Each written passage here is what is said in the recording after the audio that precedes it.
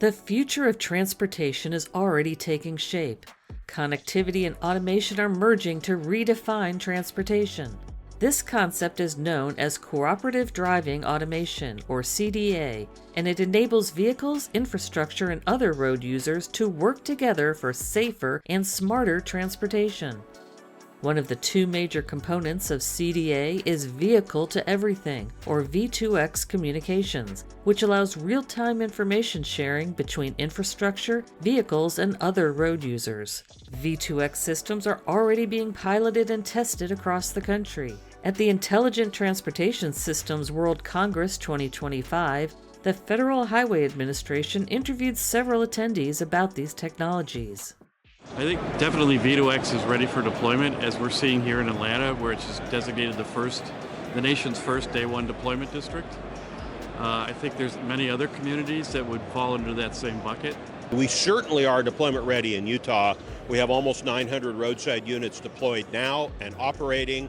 We have over 500 vehicles equipped. Yes, I think that it's important to understand that we really are V2X deployment ready. And I say that because the standards that we will rely on for initial deployments are all in place, they're stable. The cost to do it, to deploy it, is low and getting lower. Every one of us, we carry connectivity in our pockets or on our wrists, earbuds. So we live with connectivity. Connectivity is seamlessly integrated into our lives. So really, V2X is the common denominator, right? Across all the vehicle categories and road user types that can deliver safety and inclusive of everyone.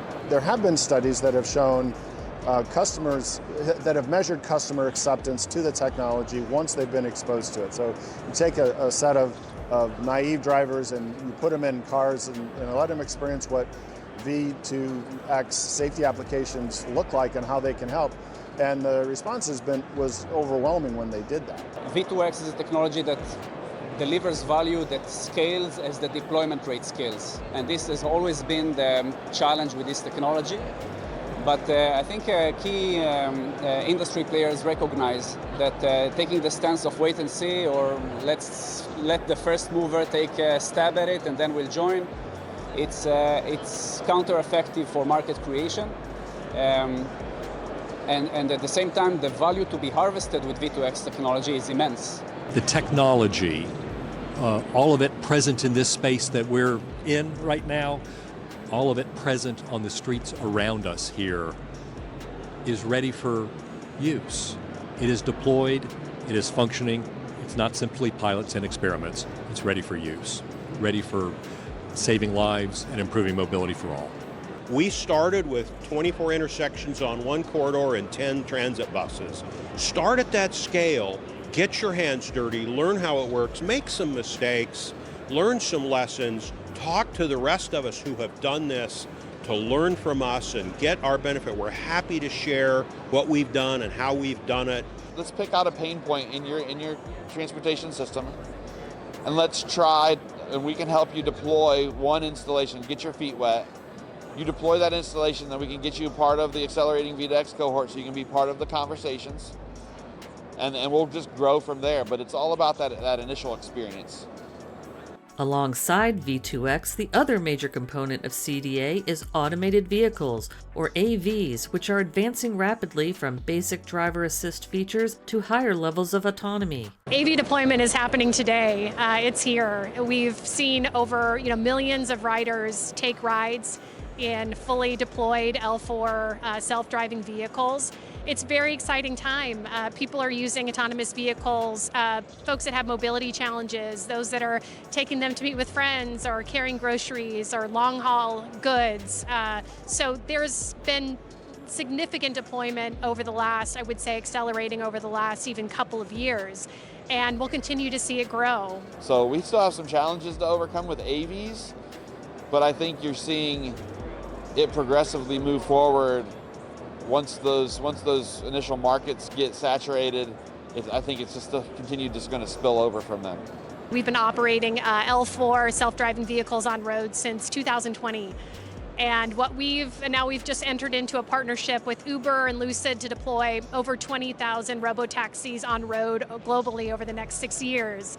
Historically, these two technologies have been developing on separate tracks without overlap. However, now is the time to explore how CDA can bring these two technologies together to create safer, smarter roads. The connectivity is the missing element of the holistic safety experience.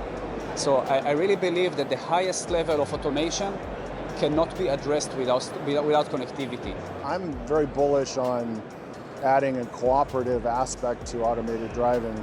Cars today are really packed with many goodies, many sensors that elevate the safety, and these sensors will stay there, and they create very tangible improvement in driver experience and safety.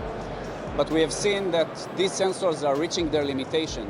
Nobody would deploy it in an unsafe mode even without connectivity.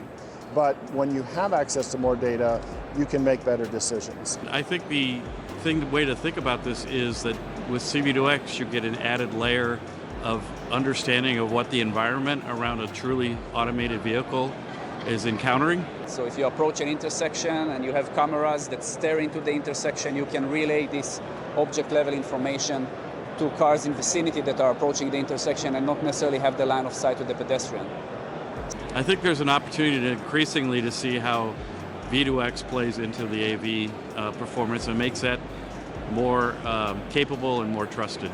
Adding V2X will allow all the road users to be capable of synchronizing how they utilize the road together. The time to deploy is now. The Federal Highway Administration encourages people of all specialties, industry, academia, and government to work together to advance V2X and CDA for a safer, smarter future. To learn more about how you can get involved, please email CAV Support Services at dot.gov.